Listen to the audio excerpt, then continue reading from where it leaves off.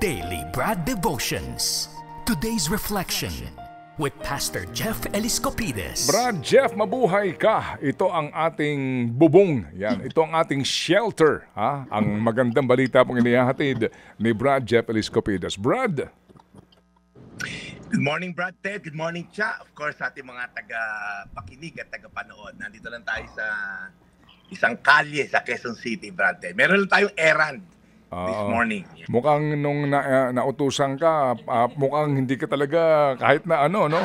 Wala, talagang... Nagmumug naman. Siguro, ang bilis niya. Nagmumug. Oo. Kasi siguro talaga importante yung utos sa kanya ni Ma'am Grace. Ay nako, hindi pwedeng hindi sundin ang utos ni Ate Grace. Okay. Oo. Sige. Of course. Alam mo naman tayo, Ted. Oo. Ang sikreto ng 28 years of being married, pumasok lang kayo sa agribusiness. Yan lang naman ang action tayo. Agree meaning? Si Ted, alam yan. Agree ka lang na agree, Cha. Kahit ano yung agree lang. Hindi ka pwede mag-disagree business. Oo. Maganda lalaki ka rin naman. Kahit na... Hindi makamove on si baby boy dito sa iyong buhok na naka-spike. Uso yan noong 90s, yung ganyang look. Okay. Okay, Brad. Ano ko lang, pagising ko at sabay bangon eh. Yan, anyway. Mas mahalaga yung salita ng Diyos, mga kapatid. Ayan. Okay, sige, go ahead, Brad. Anyway, Brad Ted, nasa armor of God tayo this week at sa mga susunod pang araw siguro next week. Bakit mahalaga po yung armor of God? Sinabi po sa Ephesians, ang laban daw po natin ay hindi lang physical, hindi actually physical, kundi nasa spiritual. Pagka may mga nakikita kang temptasyon sa'yo sa physical, kung paano mo mapagtatagumpayan ay nakadepende yan sa iyong spiritual health. Kaya po pag may nakita kayo, bakit niya pinatus yun? Ba't niya ninakaw yun? Ba't siya nagpadali ron sa temptasyon na yon? Ibig sabihin lang po, whatever happens in the physical ay manifestation po ng yung spiritual health. Kung mahina ka spiritual, tatalunin ka sa physical. So again, makita niyo yung mga tao, bakit ginawa yon? Wala ba siyang isip? Bakit ganun? Ganun ba siya kay blinded? Spiritually po, blinded yung tao. Nasa una po natin sa listahan, yung belt of truth. Naku po, napakahalaga po na to dahil ito yung unang sinabi ni Apostol Pablo. Lalo na, very timely ngayon to in this world that we're living in.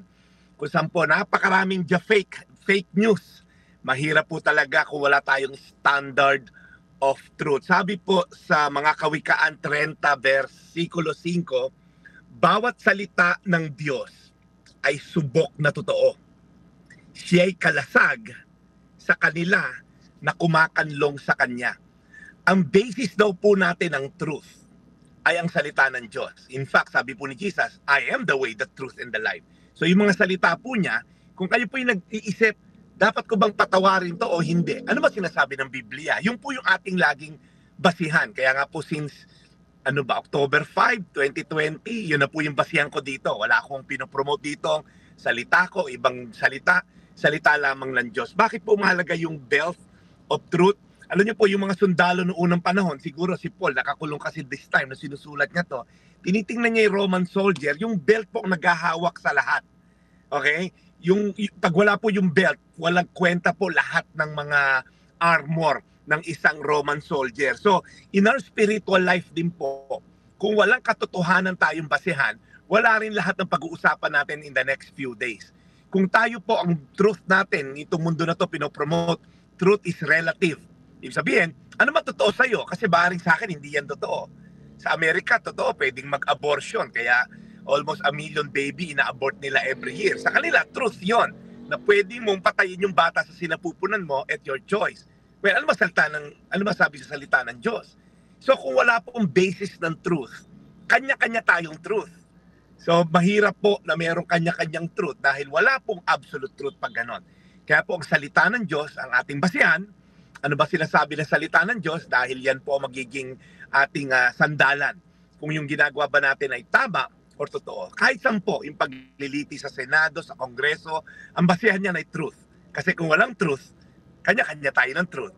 Kaya po, again, gusto ko lang po kayong simulan po ito, yung belt of truth natin, ang salita ng Diyos, ang ating magiging kalasag, dahil yan po ang katotohanan at ibabangga lang natin opinyon ng mundo sa katotohanan ng salita ng Diyos. Mga Kawikaan 35, bawat salita ng Diyos ay subok na totoo, siya'y kalasag sa kanila na kumakanlong sa Kanya. Tayo po'y manalangin, Panginoon, simulan po namin ang aming linggo sa pamagitan ng yung foundation namin sa iyong katotohanan, sa iyong salita.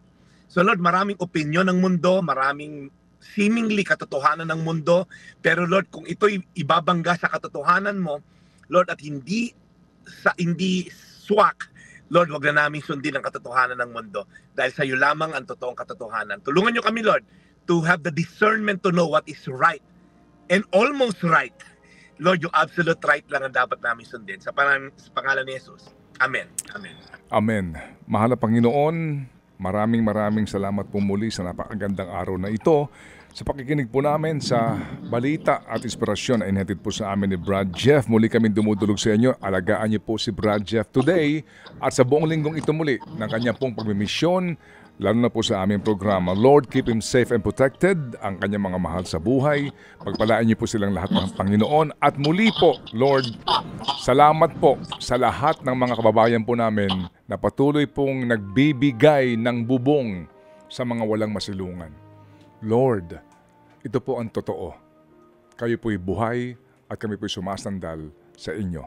In Jesus' name we pray. Amen. Amen. Amen. What a glorious Monday morning indeed. Again. Sige, so Brad Jeff, ano bang bibilhin mo? Wales?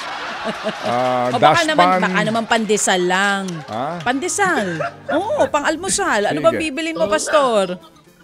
Pandesal lang. Saka bibilin akong gamot. Medyo masakit ang ulo ni Grace. Ayun. Okay. Sige. Ang sweet naman talaga. Sige, so Brad Jeff, salamat na marami. We'll catch you again tomorrow. Thank you.